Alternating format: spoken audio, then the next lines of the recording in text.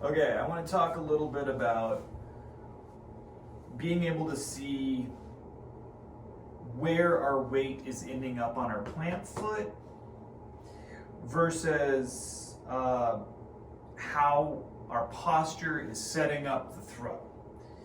So when we set up our throw and we get too far with the lead hip over the front of the foot, when our throw happens, when we get into this position we've talked about, where we're moving like this, if my weight's too far this way, the only way for me to pivot forward or to release forward, even if I open my hips, is to be on the ball of my foot and to end up really probably, I'm not going to say that it's the worst thing on the planet, but it does tend to put a lot of pressure on the twisting ankle and potentially the knee.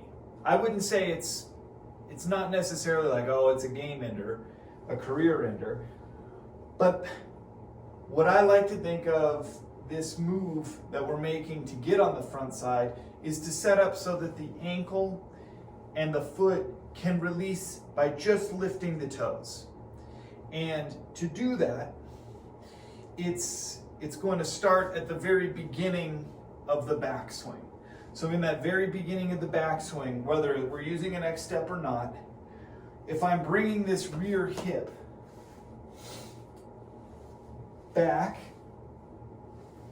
in the backswing, right? I'm bringing the hip, I'm actually bringing it behind this other hip. So this hip is here, this hip is here. I want to bring the hip behind, and then I want to make the move forward onto the plant leg, feeling like I'm sitting down, like I'm going to actually get the hip back, and I'm going to start sitting down like I'm going into a chair, okay?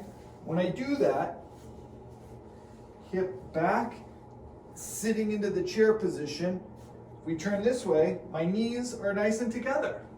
That is a great byproduct that we're looking for, is hip back, sitting down. That forces the knees into this squared up position.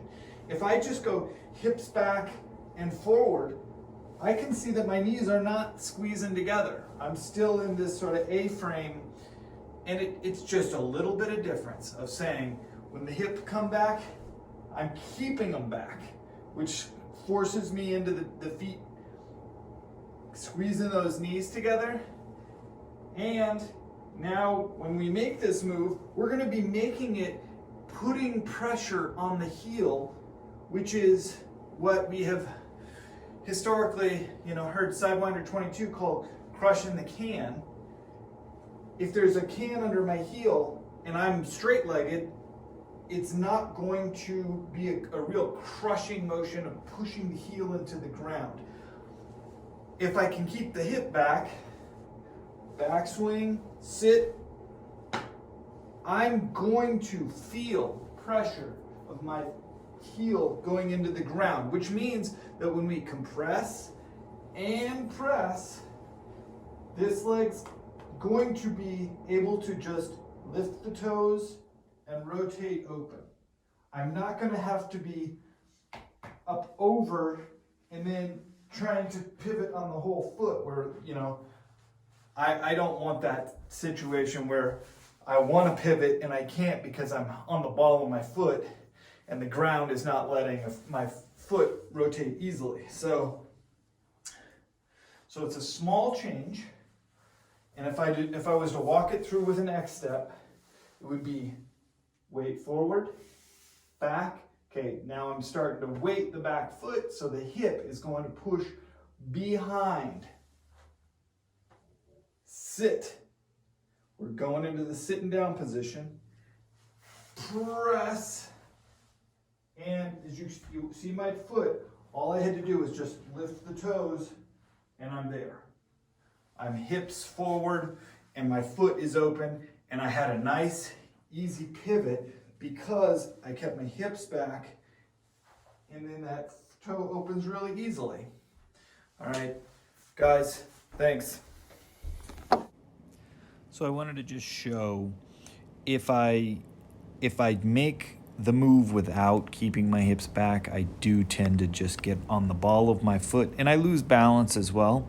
And I kind of wanted to go out to the field and just take a little bit of footage of what I do in terms of working in the field.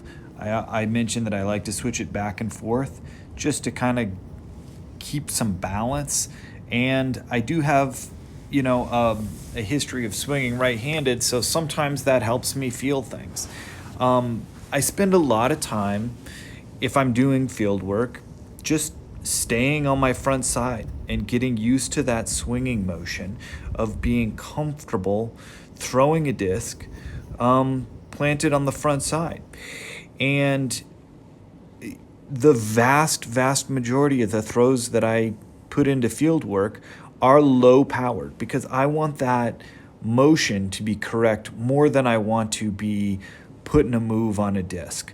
I would much rather spend time putting in reps at 10-20% power. I may only be throwing 150 feet or something here, but I'm getting the motion as dialed in as I can. Thanks, guys.